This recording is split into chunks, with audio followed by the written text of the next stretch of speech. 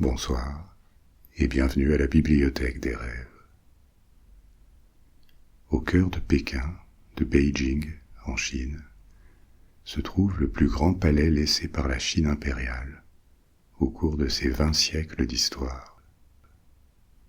Pendant 500 ans, les empereurs de Chine ont gouverné le pays derrière ses murs, en ne quittant presque jamais cette ville dans la ville.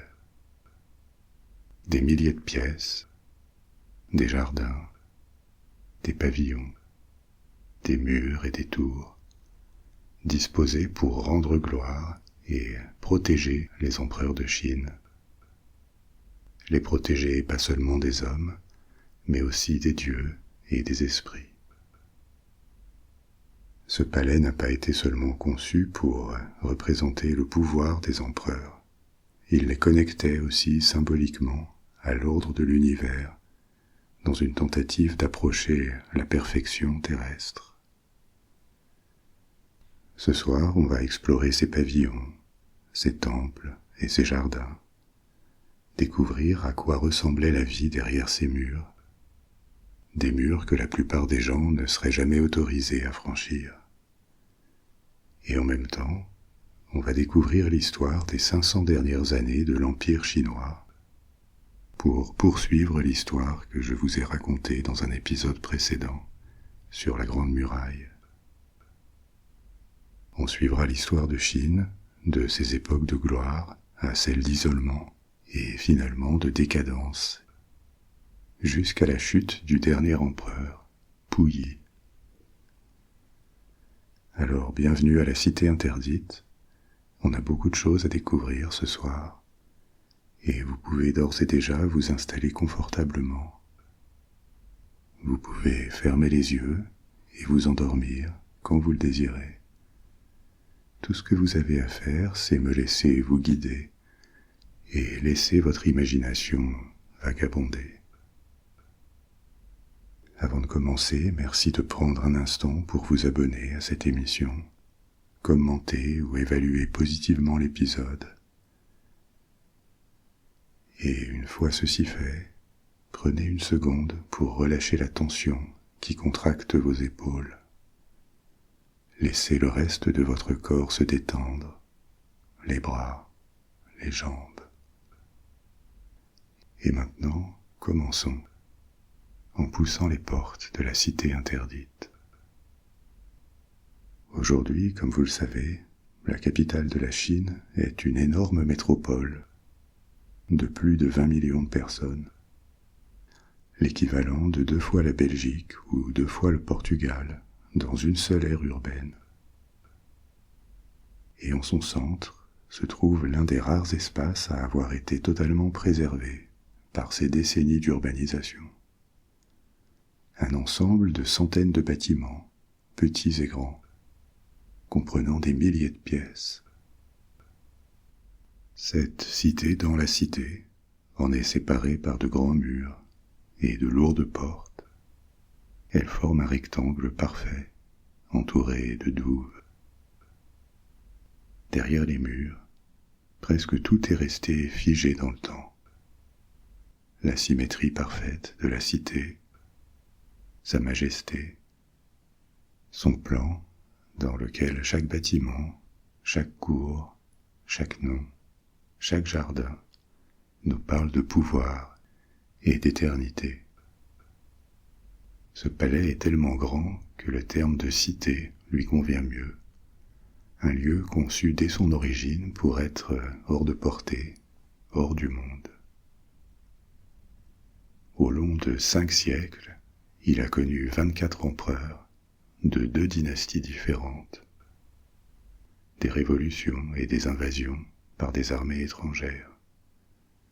Derrière ces murs, des drames se sont joués, des destins se sont forgés ou ont été brisés, jusqu'à ce que la Chine impériale s'écroule au début du XXe siècle et que de nouveaux maîtres prennent le contrôle du pays le plus peuplé au monde. Alors, prenons tout ça dans l'ordre, en commençant par la ville de Beijing elle-même. L'histoire de Beijing est longue et tumultueuse. Elle commence il y a plus de 3000 ans. Avant la première unification de la Chine, qui a lieu au IIIe siècle avant Jésus-Christ, Beijing est déjà une capitale, celle d'anciens royaumes, appelés Ji et Yan. La capitale de la dynastie Qin, qui unifie la Chine au IIIe siècle avant notre ère et qui crée l'institution impériale. Cette capitale, c'était Xi'an, à l'ouest. Et pendant le millénaire qui suit, Beijing est une ville de province, au nord de la Chine, mais une ville qui reste quand même importante. Il y a des cités plus grandes au sud de la Chine, et la population de Beijing fluctue. Mais au premier millénaire après Jésus-Christ, cette population s'élève quand même à plusieurs centaines de milliers de personnes, ce qui est plus que n'importe quelle ville européenne à l'époque médiévale. Entre le Xe et le XIIIe siècle, la Chine se fragmente à nouveau. Les frontières sont mal défendues, et Beijing tombe aux mains d'envahisseurs venus d'au-delà de la Grande Muraille, venus du nord, de ce qui est aujourd'hui la Mongolie et la Mandchourie. Ils n'envahissent pas toute la Chine, mais ils occupent le nord pendant longtemps, et ils y fondent des États, un premier qui s'appelle Liao, et ensuite Jin, des royaumes dont Beijing devient la capitale. Donc c'est une capitale en Chine, mais il y en a d'autres, parce que le pays s'est fractionné. Jusqu'au début du XIIIe siècle, quand se lève une puissance étrangère comme la Chine n'en a jamais connue, les Mongols, qui vont déferler depuis le nord. La dynastie, le royaume Jin, qui a Beijing pour capitale, est en première ligne face aux Mongols, et il est balayé par leur invasion, conduite par Gengis Khan. Contrairement aux envahisseurs nomades qui les ont précédés et qui étaient restés au nord de la Chine, les Mongols ne s'arrêtent pas, ils conquièrent tout le pays. Donc ils réunifient la Chine et ils y fondent leur propre dynastie impériale, celle des Yuan, qui dure presque un siècle. Quelques décennies plus tard, l'empire mongol est devenu si vaste, et il est secoué par des querelles de succession si intenses, qu'il se scinde, il se brise en plusieurs États. Le plus peuplé et le plus riche, ça reste la Chine. Donc réémerge un empire chinois indépendant, avec des empereurs mongols. Et c'est l'un d'entre eux, Kubilai Khan, qui décide de fixer sa capitale à Beijing, une ville que les Mongols appellent Khanbalik ou Dadu. Mais c'est Beijing, et à partir de 1279, elle va rester la capitale de la Chine, à l'exception de 2 parenthèses dont on va parler, une au XIVe siècle et une au XXe siècle. Jusqu'à cette époque, la ville n'avait pas le même nom qu'aujourd'hui. Elle en a changé plusieurs fois, et c'est au XVe siècle qu'elle acquiert le nom qu'elle gardera, Beijing, ce qui veut dire capitale du Nord, par opposition à Nanjing, la capitale du Sud. L'heure de gloire de la dynastie mongole est passée, maintenant, et elle est renversée par des révoltes. Les derniers empereurs Yuan, mongols, ont perdu le contrôle du pays. On les rend responsables d'une crise économique grave, d'impôts trop élevés, et du travail forcé qui est imposé à leur sujet. Et dans le chaos qui s'ensuit, la Chine se fragmente à nouveau, avec plusieurs seigneurs de guerre qui se taillent des fiefs dans les provinces chinoises.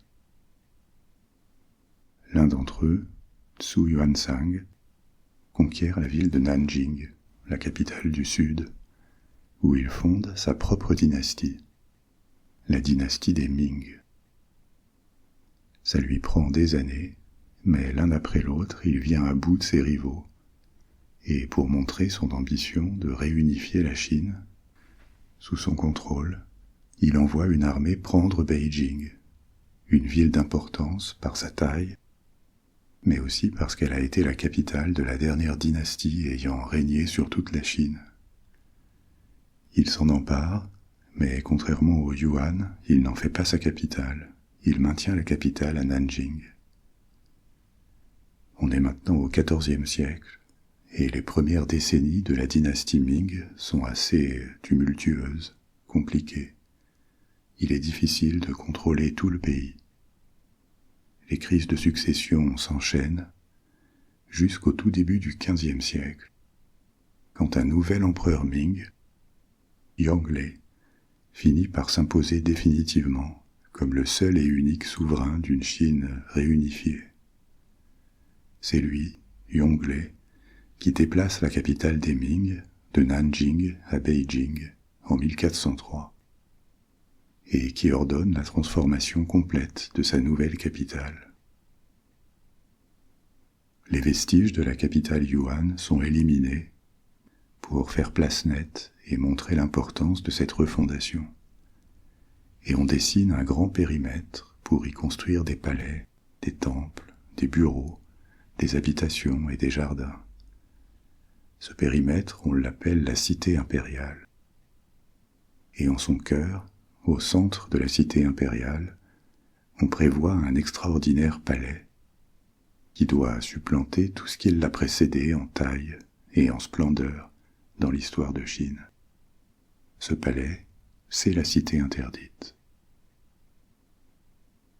Pour en faire un symbole de pouvoir et de perfection, aucun effort ne va être épargné. La construction dure 14 ans, et plus d'1 million d'ouvriers vont y participer sur cette période, pour terrasser, creuser des fossés, monter les murs, et aussi surtout transporter des matériaux précieux depuis les 4 coins de la Chine. Les sols sont pavés en briques dorées qui viennent de Suzhou, à l'est. Les parties en bois comprennent des troncs coupés dans les jungles du sud-ouest. Les marbres sont extraits au nord. Quand le complexe est achevé, en 1420, il est quasiment identique à ce qu'il est aujourd'hui.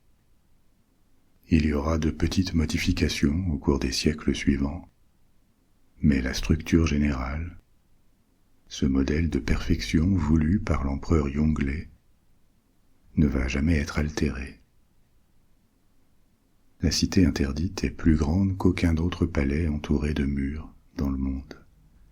Elle fait 72 hectares et elle est ordonnancée selon un principe de symétrie parfaite. À chaque point cardinal, elle a de grandes portes, la principale étant celle du sud, qui communique avec la place Tiananmen aujourd'hui. Selon une légende, elle aurait 9999 pièces, juste une de moins que 10 000, un nombre qui symbolise la perfection divine, une perfection que les hommes ne devraient pas essayer d'atteindre sur Terre. En réalité, elle a un peu moins de pièces, mais quand même plus de 8000, réparties dans de très nombreux pavillons, halls, palais ou temples. Les visiteurs qui passent à l'époque par sa principale entrée, celle du sud, ne peuvent qu'être impressionnés par sa taille. Cette porte est à la fois une forteresse et une salle de cérémonie. Plus qu'une porte, c'est une énorme tour rectangulaire, avec des tours plus petites sur les côtés, et à la base, 5 entrées, 5 passages qui permettent de pénétrer dans la cité interdite. Ces portes obéissent à des règles très strictes. Le seul à pouvoir emprunter celle du centre, c'est l'empereur. La famille impériale entre par la porte située à sa gauche, et les ministres et les officiels par celle à droite. Une fois passées les portes, on traverse 3 cours successives. Une qui comporte une rivière artificielle enjambée par des ponts courbés. Ensuite une cour principale, la plus grande, si étendu que des milliers de personnes peuvent s'y tenir, devant le palais principal des empereurs, qui s'appelle le pavillon de l'harmonie suprême. C'est l'endroit où l'empereur reçoit les officiels de haut rang et les délégations étrangères, et où on célèbre des cérémonies importantes, comme la prise de pouvoir des nouveaux empereurs, leur mariage, le nouvel an, ou les déclarations de guerre. Pendant des siècles, ce pavillon est le symbole et le centre du pouvoir impérial, d'où les vies de dizaines de millions de sujets sont décidées. Ce pavillon est perché à plusieurs mètres au-dessus de la grande cour, avec une base, un piédestal, fait de plaques de marbre empilées. 3 grands escaliers y montent, conduisant aux entrées du pavillon, qui sont ornés de 18 navires en bronze. Ils représentent les 18 provinces de Chine de l'époque. Et les terrasses de la base du pavillon sont décorées de différents animaux en bronze, comme des tortues ou des grues, qui sont des symboles de longévité et de domination. L'intérieur de ce grand pavillon consiste en une grande salle principale, au plafond très haut, soutenue par 72 piliers, et les décorations et les symboles y sont abondants. Sur les portes et les fenêtres, on trouve des nuages et des dragons. Sur le plafond, 2 dragons jouent avec une perle. Les dragons sont faits en verre et peints avec du mercure. Cette perle est censée détecter les usurpateurs. Si quelqu'un s'emparait du trône sans être l'empereur légitime, la perle tomberait pour venir le frapper à la tête. Le trône lui-même est situé en plein milieu de la salle, sur une plateforme assez haute pour garantir que tous les courtisans et visiteurs resteraient toujours en dessous des pieds de l'empereur. Ce trône est en bois de santal et lui aussi décoré très richement avec des dragons et des symboles dorés qui lui donnent une aura de solennité et de mystère. Au-delà du pavillon de l'harmonie suprême, en avançant vers le nord pour s'enfoncer dans la cité interdite, puisqu'on est entré par la porte sud, on trouve une nouvelle cour, et au fond de cette cour, un autre grand pavillon, celui de l'harmonie préservée. C'est là que les empereurs Ming changent de vêtements avant de se rendre à la salle du trône du pavillon de l'harmonie suprême. Sous la dynastie suivante, les Qing, ce pavillon devient aussi un lieu où se tiennent des banquets ou des cérémonies d'importance un peu moindre, comme le mariage d'une princesse, ou quand l'empereur reçoit à sa table des hauts fonctionnaires ou des gouverneurs de province. À la fin du XVIIIe siècle, ce pavillon devient aussi la salle d'examen de la phase finale des examens impériaux. C'est une ancienne tradition chinoise. Beaucoup de titres, de fortunes et de privilèges sont héréditaires. Mais le recrutement de hauts fonctionnaires, d'administrateurs, est en théorie ouvert à tous et aussi méritocratique que possible. Il y a un système d'examen avec un classement. Arriver au sommet de ce classement, c'est un honneur, mais aussi la porte ouverte à de hautes responsabilités et à une ascension sociale importante. À partir de 1789, l'empereur honore de sa présence chaque année les 10 premiers candidats, en lisant le devoir qu'ils ont composé. Et cette cérémonie se tient dans le pavillon de l'harmonie préservée. Entre ces 2 grands pavillons que j'ai évoqués, se tient un pavillon un peu plus petit, le pavillon de l'harmonie parfaite, lui aussi placé pour maintenir la symétrie. Il est plus petit mais fait quand même 580 mètres carrés, et il sert comme lieu de repos pour l'empereur, quand des cérémonies se tiennent au pavillon de l'harmonie suprême. Cet alignement des bâtiments, qui respecte la symétrie, et qui sont disposés dans des espaces fermés l'un derrière l'autre, c'est quelque chose de très intentionnel.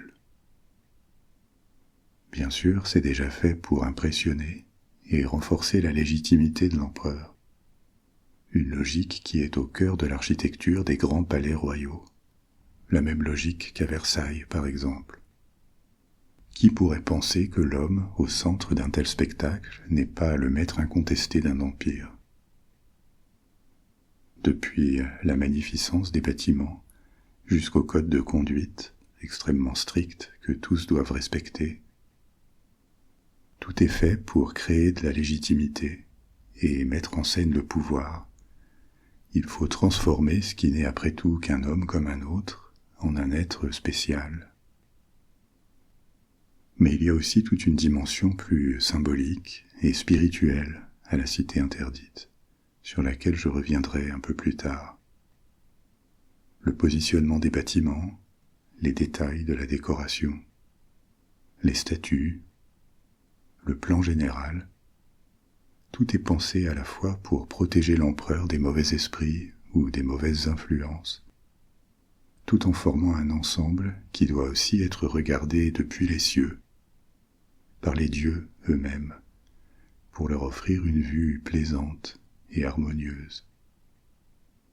Derrière, il y a aussi une intention de faire descendre sur terre une part de perfection céleste.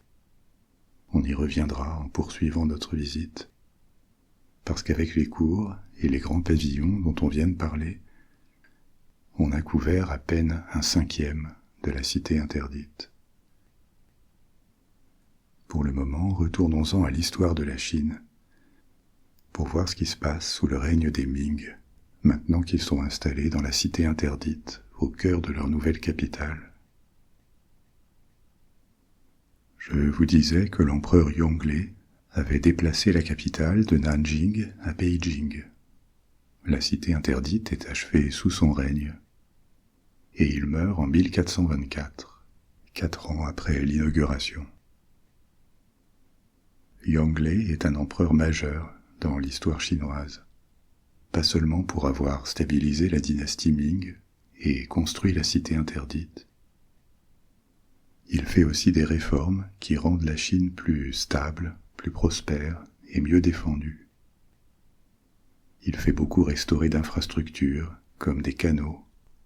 Il impose la primauté des examens impériaux pour créer une certaine mobilité sociale, au moins dans l'élite, et développer un recrutement dans l'administration qui se fonde sur la compétence, plus que sur la naissance uniquement. Sous son règne, la Chine se lance aussi dans l'exploration des mers. 70 ans avant les premiers voyages au long cours des explorateurs européens. Des expéditions chinoises reconnaissent l'océan Indien et poussent jusqu'à la péninsule arabique et l'Afrique de l'Est. Des voyages conduits par un explorateur appelé Zheng He, avec la bénédiction de l'empereur. Mais cette impulsion et cette curiosité ne vont pas durer. Les successeurs de Yongle vont être plus conservateurs et tournés vers l'intérieur. Il faut dire que la Chine est déjà un monde en soi. C'est de loin l'empire le plus peuplé au monde, au XVe et au XVIe siècle. Maintenir sa cohésion, c'est quelque chose de crucial.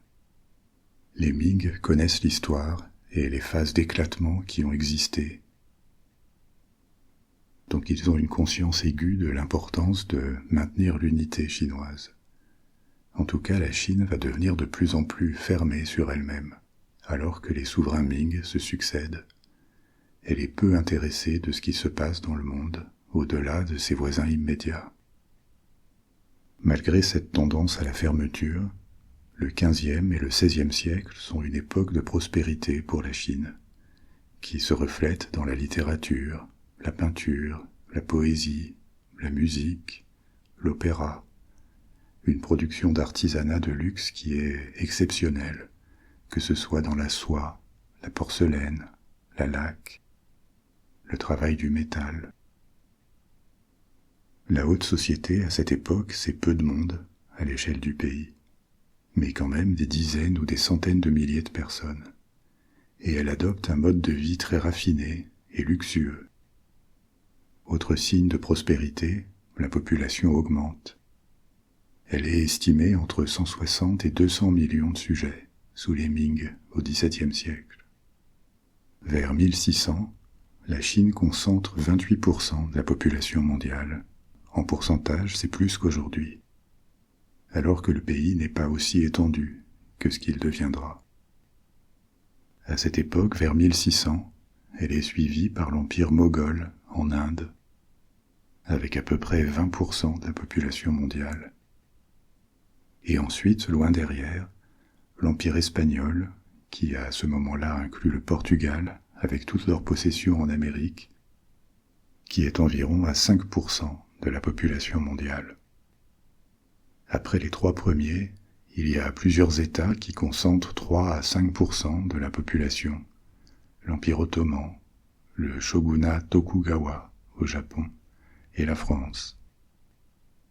Donc si on considère le monde entier, il n'y a pas grand doute que par sa population, mais aussi par sa richesse, on est encore à l'époque pré-industrielle, la Chine est la plus grande puissance mondiale. Mais une puissance qui ne s'intéresse pas à l'exploration ou à la projection de son pouvoir, ou de son commerce, au-delà de l'Asie orientale. Elle se voit comme l'empire du milieu, le centre du monde civilisé. Et à l'époque, c'est une vision qui peut encore se défendre. Mais la Chine va découvrir ensuite que sa position est loin d'être garantie.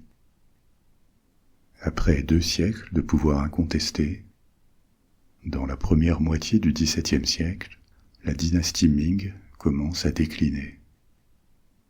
Pour situer les choses, en Europe c'est le moment du déclin de l'Espagne, mais elle a encore de beaux restes. C'est celle de Louis XIII en France, et la Révolution anglaise se rapproche. Le déclin des Ming est dû à des causes internes, pas encore à l'apparition de puissances européennes, de commerçants étrangers. Au XVIIe siècle, la Chine n'est pas en risque à cause d'eux. À son échelle, c'est encore un phénomène marginal. Et d'ailleurs, ça lui profite plutôt. Les premiers Européens à arriver par la mer sont les Portugais, suivis des Espagnols et des Hollandais, et après les Anglais et les Français. Les explorateurs et marchands européens s'intéressent beaucoup au commerce avec la Chine, parce que ces produits sont connus en Europe, mais très chers. La soie, la porcelaine, plus tard le thé. Mais la Chine est largement autosuffisante, et elle est prête à vendre, mais seulement contre des métaux précieux. Elle n'a pas spécialement soif de produits européens. Structurellement, ça continuera au XVIIIe et dans une moindre mesure au XIXe siècle. Les Européens ont du mal à lui vendre quoi que ce soit. Ça finira par être une des raisons derrière les guerres de l'opium au XIXe siècle, pour forcer l'importation d'opium en Chine. On en reparlera un peu plus tard. Mais au XVIIe siècle, le commerce international fait surtout rentrer de l'or et de l'argent en Chine, et une nouvelle classe de commerçants chinois, dans les grands ports, qui commercent avec les Européens, émerge à cette époque. Les Ming n'ont pas de problème pour vendre à ces étrangers. Ça remplit aussi leurs coffres grâce aux taxes, et ça a plutôt contribué à renforcer les finances de l'Empire. Une autre conséquence de ces contacts, elle aussi positive, c'est l'introduction en Chine de nouvelles plantes. Un des grands trésors découverts en Amérique, ça n'est pas forcément l'or et l'argent, c'est aussi la découverte de nouvelles cultures. Le maïs, les tomates, la pomme de terre, des cultures extrêmement productives et assez faciles. La pomme de terre, par exemple, c'est une bénédiction pour son rendement en calories. Dans les siècles qui suivent son introduction hors d'Amérique du Sud, elle a probablement sauvé de la famine des millions de personnes dans le monde, y compris en Chine. Donc au début du XVIIe siècle, les Européens ne sont pas vus comme une menace, On s'en méfie un peu parce qu'on se méfie des étrangers en général, et qu'on est l'empire du milieu, mais on ne les craint pas. Ils sont cantonnés à des îles près de Guangzhou, Canton, au sud, comme à Macao, où les Portugais installent un comptoir commercial, et on les cantonne pour éviter qu'ils répandent en Chine leurs idées ou leurs religions. À l'exception des ambassades, ils sont interdits la plupart du temps d'entrer en Chine continentale. Donc ce qui va causer la chute des Ming, ça n'est pas une interférence extérieure, mais une suite d'inondations, d'épidémies et de soubresauts économiques qui se produisent au milieu du XVIIe siècle. Des révoltes de paysans désespérés qui ne peuvent plus payer les impôts et se nourrir parce que les récoltes sont mauvaises. Donc des révoltes éclatent et sont de plus en plus difficiles à contrôler. Au même moment, une nouvelle menace prend forme au nord. Plus les Mongols, comme au XIIIe siècle, mais cette fois les Mandchous. La Mandchourie, qui n'avait jamais été contrôlée par la Chine, était peuplée à cette époque de tribus nomades, qui sont unifiées au début du XVIIe siècle. Un État mandchou se forme, et au départ il entretient de bonnes relations avec les Ming, tout en étant conscient de leur faiblesse croissante. En 1638, les Mandchous envahissent la Corée, un allié des Ming, et une guerre ouverte avec la Chine commence. Donc les armées chinoises se trouvent en lutte sur deux fronts. Au nord, il faut contenir les Mandchous, dont les leaders ont adopté le nom de Qing, la dynastie Qing. Et en interne, il faut réprimer des révoltes incessantes. Dans les années 1640, l'État Ming se désagrège. Les armées refusent d'obéir. Et une grande révolte menée par un ancien soldat, Li Zicheng, marche sur Beijing, sans rencontrer d'opposition. Devant ces rebelles, la ville de Beijing tombe en 1644. Et le 17e empereur Ming se pend à un arbre à l'intérieur de la cité interdite, mettant fin à la dynastie sur le trône. Les Ming gardent des bastions en Chine, mais ils ne récupéreront plus jamais la capitale. Le chef des rebelles s'empare du trône et se proclame empereur d'une nouvelle dynastie, comme l'avait fait le premier Ming 300 ans plus tôt. Mais ça ne dure pas. Les Mandchous voient l'opportunité et ils se massent de l'autre côté de la Grande Muraille, prêts à la franchir pour envahir le nord de la Chine. Le général qui garde la frontière est pris entre la menace des Mandchous et celle des rebelles. Il a compris que l'ère des Ming était terminée avec le suicide de l'empereur. Alors il choisit de s'aligner avec les Mandchous, les Qing, et il les laisse passer en additionnant ses forces aux leurs. Sans grand mal, les Mandchous prennent Beijing, ils éliminent les rebelles du nord, et le troisième empereur Qing, Shunxi, est proclamé nouvel empereur de Chine. Il s'installe à la cité interdite. Les Ming ne sont pas entièrement éliminés, ils tiennent encore des régions du centre et du sud, avec plusieurs prétendants issus de la dynastie, qui ont du sang royal et rêvent de restaurer la dynastie Ming. Collectivement, on appellera ces résistants ou ces loyalistes les Ming du Sud, et une longue guerre avec les Qing commence. Guerre qui dure jusqu'en 1662, quand le dernier bastion Ming est conquis. Comme avec les Mongols autrefois, la Chine est maintenant dans les mains d'une dynastie d'origine étrangère, et les Qing vont rester sur le trône jusqu'en 1912, jusqu'à la disparition de l'Empire. Avec quelques hauts, notamment au début de leur règne, et aussi beaucoup de bas, de problèmes, surtout vers la fin. Dans l'histoire de Chine, une nouvelle dynastie a parfois entraîné un changement de capitale, mais pas cette fois. comme les Qing contrôlent aussi la Mandchourie, Beijing n'est plus si au nord qu'avant, dans ce nouvel ensemble Chine plus Mandchourie, ce qui la rend un peu plus centrale.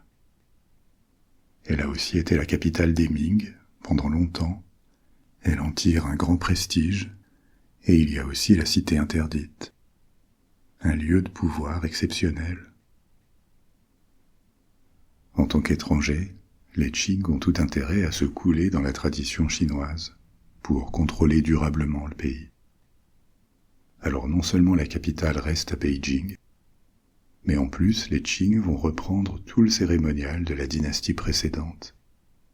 Ils font seulement des changements mineurs à la cité interdite.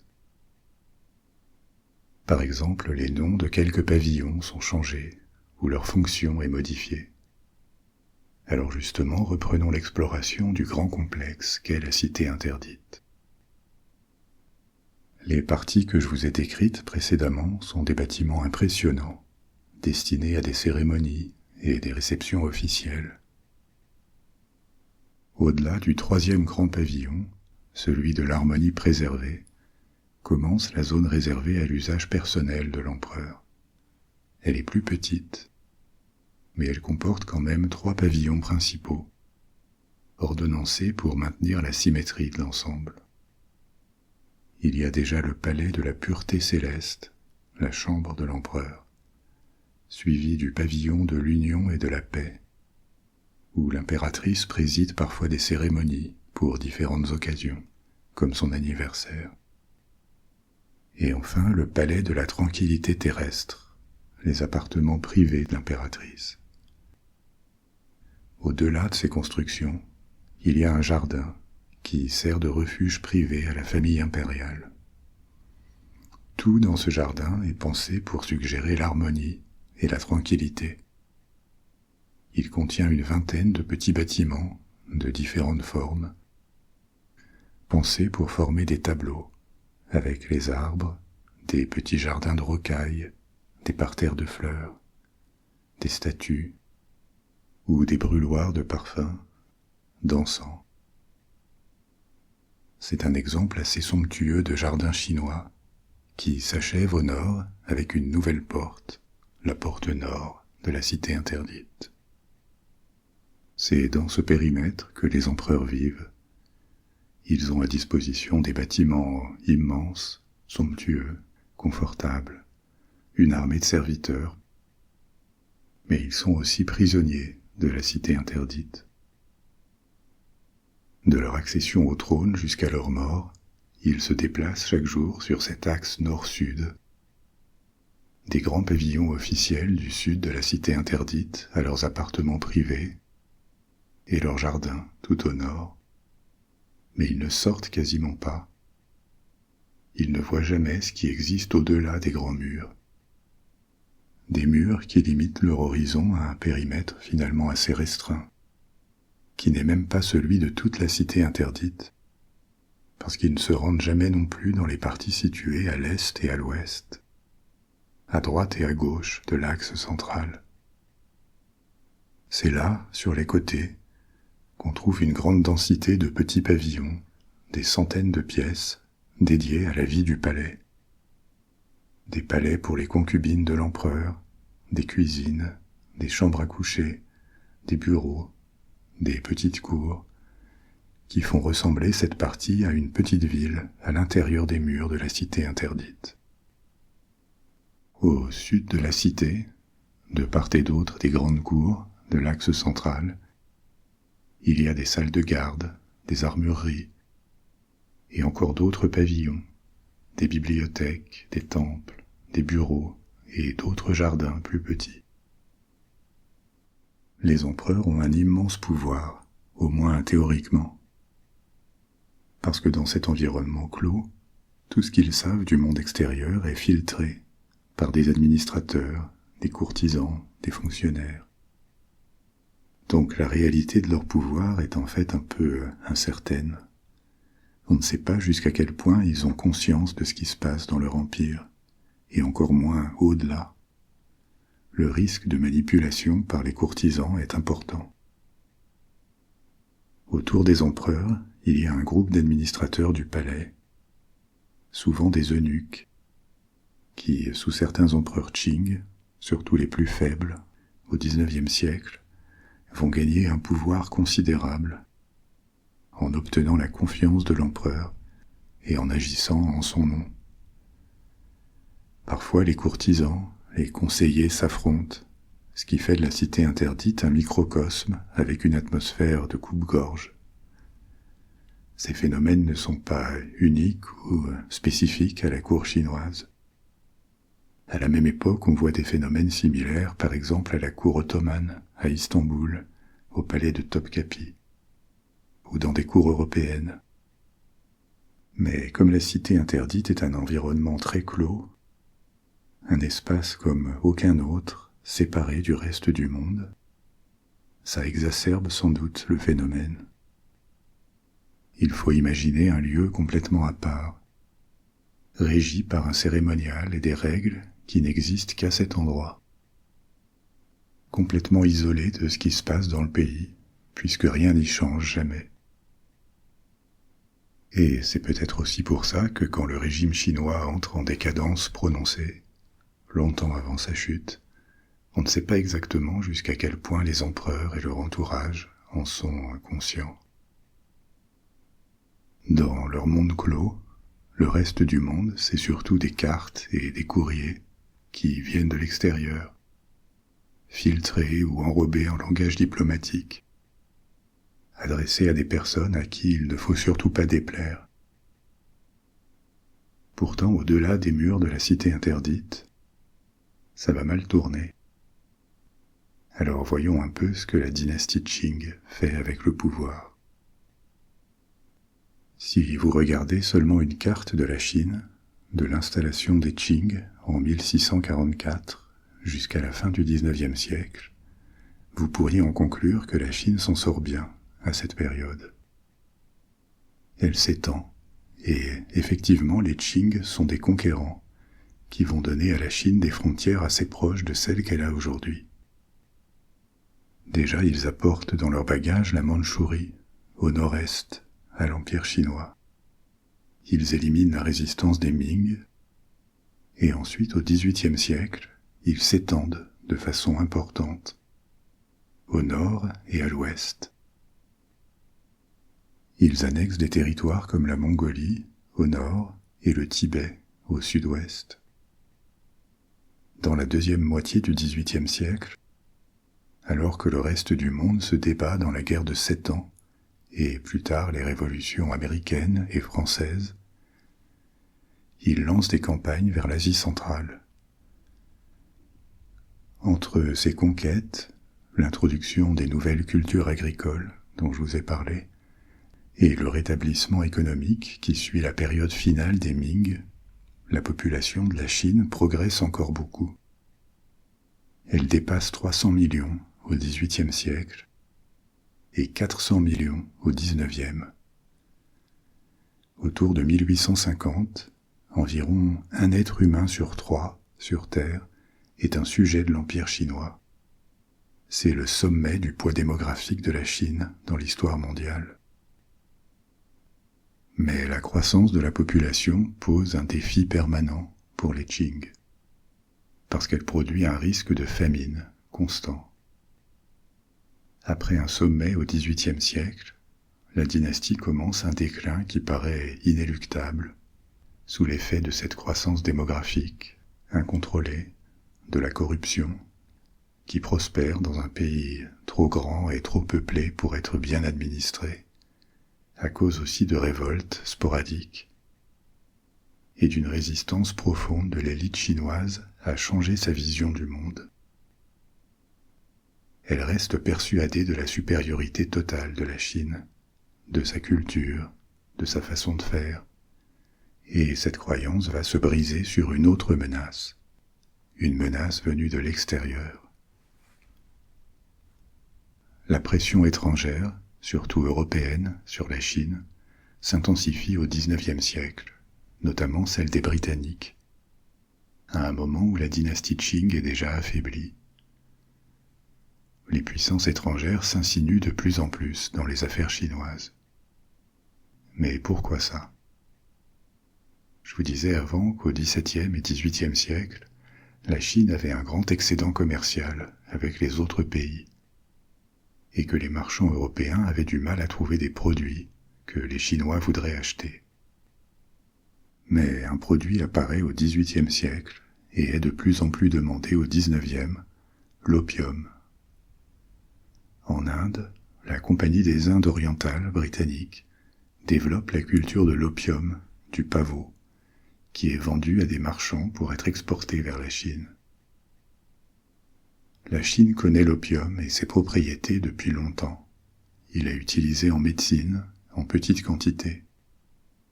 Mais au XVIIIe siècle, la pratique de fumer de l'opium comme drogue récréative se répand comme une traînée de poudre. Ça devient un problème de santé publique, à tel point que l'opium est interdit. Mais ça n'empêche pas la demande de continuer à croître. Il existe d'innombrables fumeries d'opium qui deviennent clandestines, des établissements où les clients passent des heures allongés à fumer de l'opium dans un état de stupeur, d'assoupissement. Ça touche tous les niveaux de la société chinoise, pas seulement les riches, parce que l'opium est relativement bon marché. Dans les années 1830, l'importation d'opium représente déjà des milliers de tonnes par an. Et comme l'opium ne peut plus entrer légalement en Chine, il est vendu à des contrebandiers. La Compagnie des Indes britanniques ne s'en cache même pas.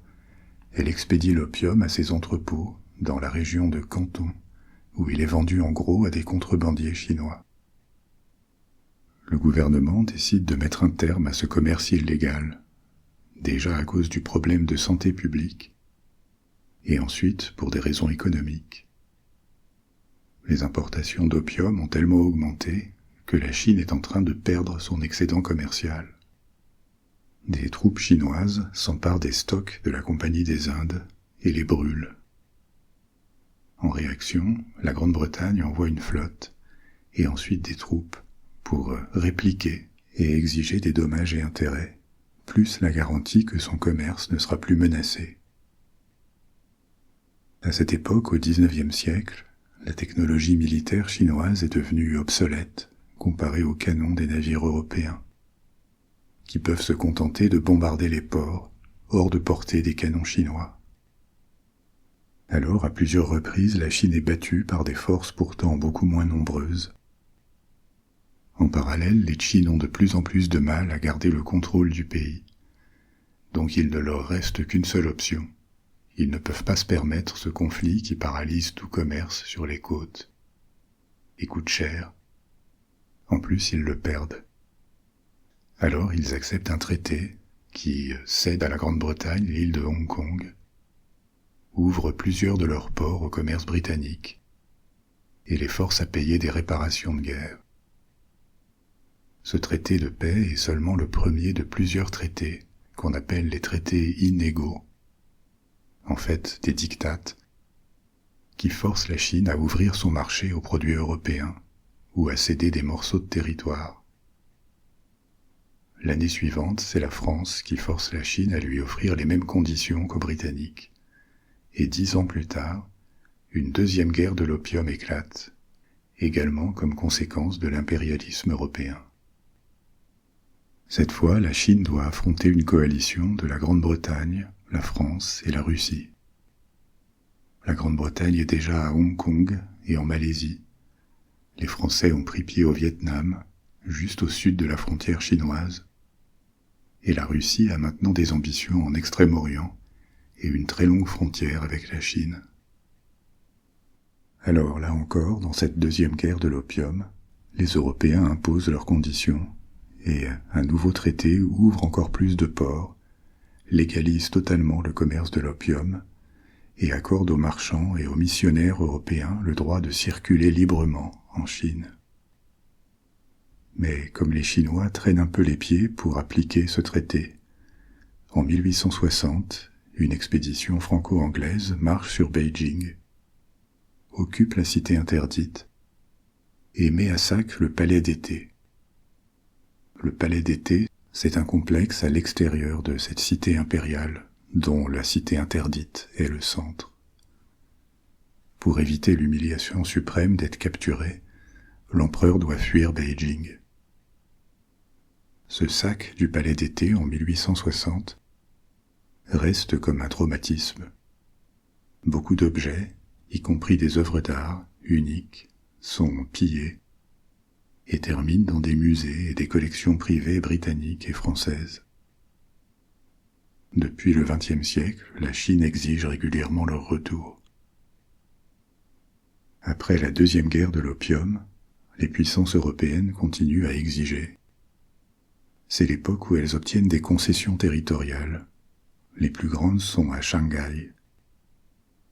Dans différentes villes chinoises, il y a maintenant des enclaves britanniques, françaises, allemandes, russes ou américaines. Les Européens se sont déjà mis d'accord, plus ou moins informellement, pour établir des zones d'influence sur le territoire chinois. Le sud à la France, en extension de l'Indochine, le centre à la Grande-Bretagne et à l'Allemagne, et le nord à la Russie. Ils peuvent se permettre de faire tout ça parce que le pouvoir du gouvernement est déliquescent, et les jours de la dynastie Qing sont déjà comptés. La Chine essaye de moderniser son armée, mais ça ne suffit pas. En 1895, c'est le Japon qui attaque la Chine pour lui prendre la Corée, et il y parvient. En 1899, nouveau soubresaut, une rébellion contre les étrangers et l'impérialisme éclate, hors du contrôle du gouvernement, ce qu'on appelle la rébellion Boxer. À l'époque, le trône est occupé par une impératrice douairière, c'est-à-dire la veuve de l'empereur, Tse-hi. Elle réside évidemment toujours à la cité interdite, où elle continue à suivre, et tout le monde autour d'elle, le cérémonial impérial. Mais son pouvoir réel dépasse à peine les murs de la cité. L'administration est extrêmement corrompue, l'armée est incapable de défendre le pays, et le gouvernement est assez discrédité.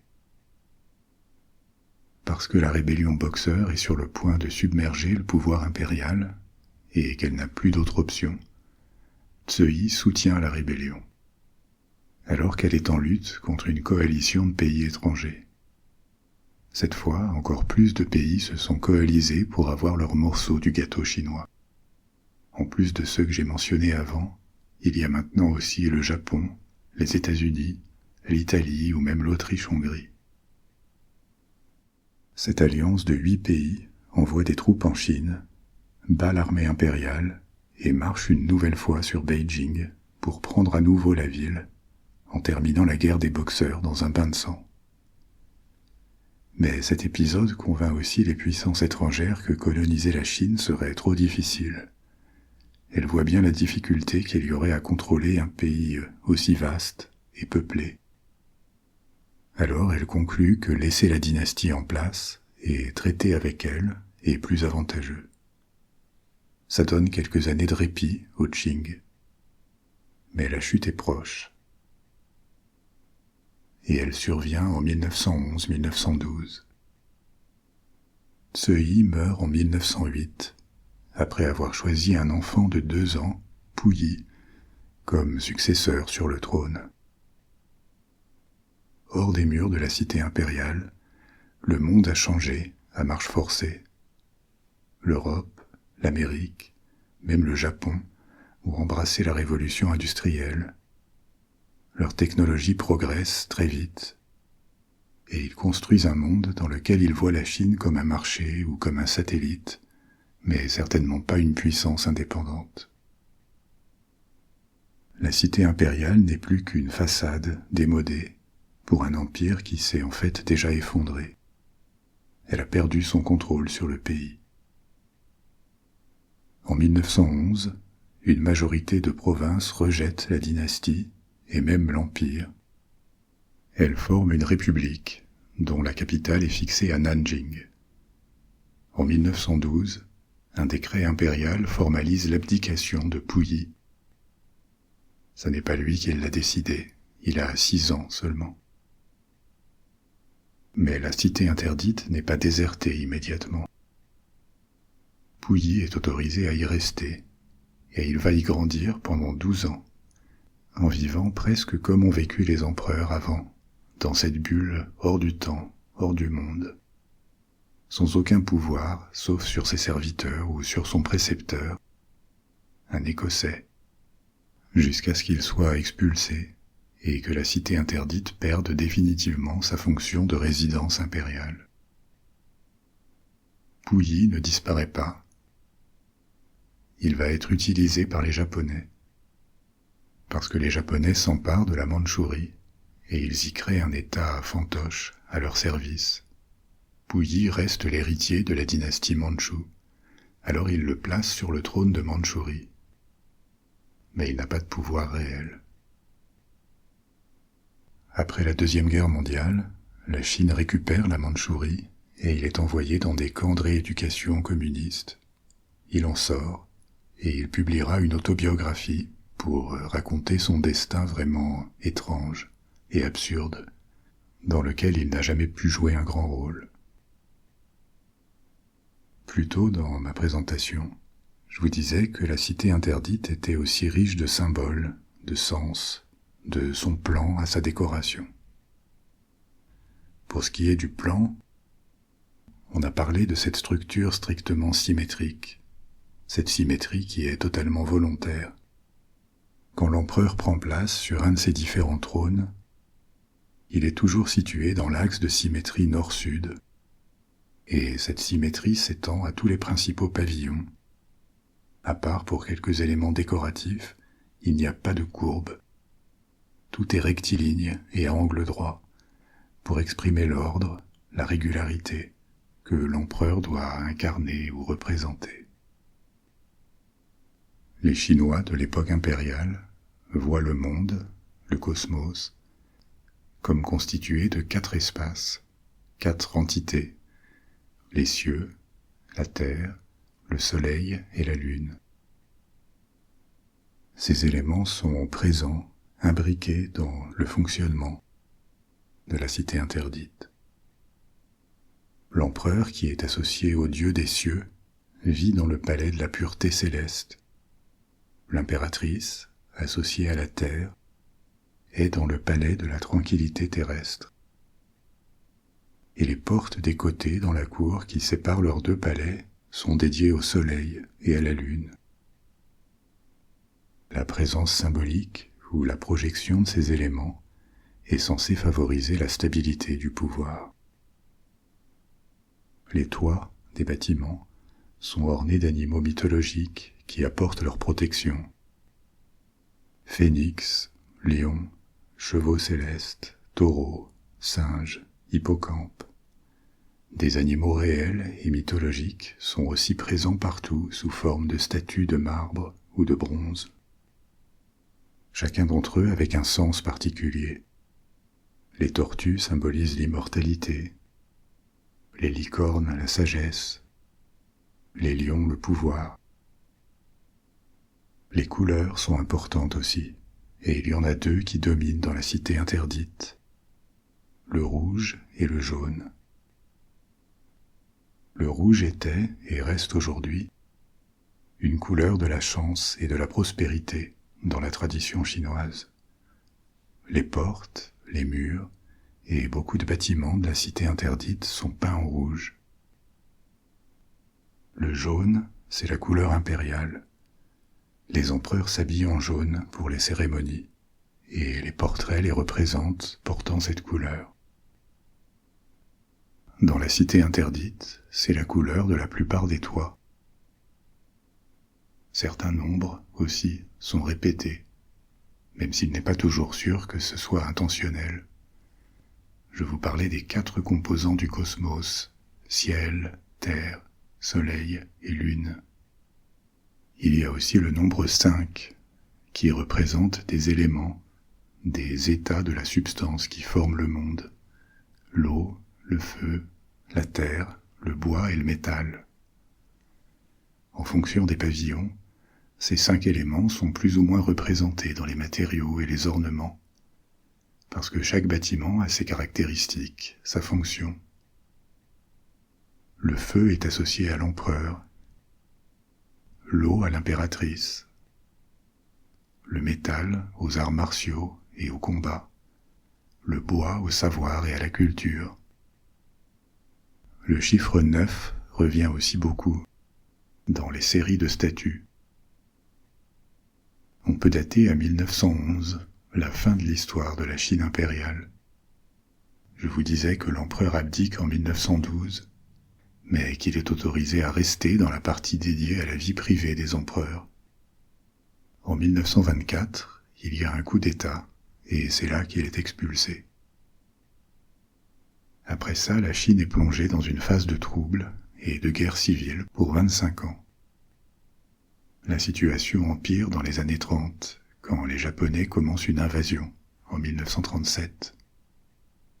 La guerre contre le Japon, qui est un des grands théâtres de la Deuxième Guerre mondiale, suspend la guerre civile temporairement. Elle reprend après la guerre et elle s'achève avec la victoire des communistes qui établissent sur toute la Chine continentale la République populaire de Chine.